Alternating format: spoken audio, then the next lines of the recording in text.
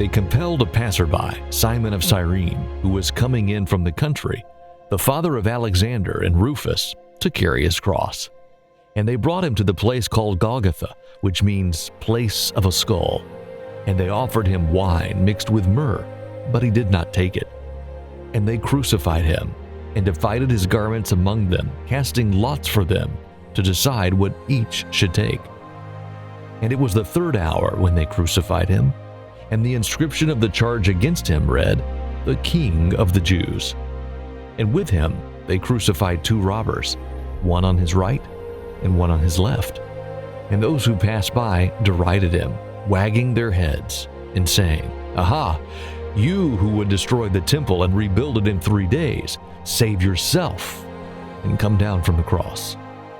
So also the chief priest with the scribes mocked him to one another, saying, "He saved others. He cannot save himself. Let the Christ, the King of Israel, come down now from the cross, that we may see and believe." Those who were crucified with him also reviled him. Mark seems to do this every time. Mark takes a complex, deep story, one that could be filled in 4 or 5 chapters, and puts it in 11 verses titled The Crucifixion. Each line has so much depth, and we looked at it as a family, and I said, what stands out to you?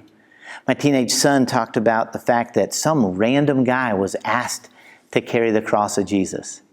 He was some random guy, but he also wasn't. We know his name, Simon of Cyrene. We know that he's the father of Alexander and Rufus.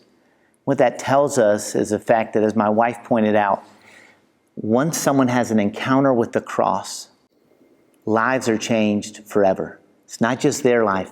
Generations upon generations are impacted. And as we look at the story and we see the mocking that's going on, we see them arguing to cast lots for his clothes, that they have some sense of respect for who he is, while at the same time they're mocking him. And it comes out in the great words of them saying, "Oh, you who said you could destroy the temple in 3 days, how about you get down there and save yourself?" The Pharisees who come by afterwards, the teachers of the law who say, "You can save others, why not save yourself?" They're mocking him, and they just don't get that Jesus is in that very moment saving others, saving each of them. The criminals by his side, the guards down below, the teachers of the law who mocked him. That's who he was dying for. That shakes me to the core, that he knew he was choosing not to save his life so that he could save mine.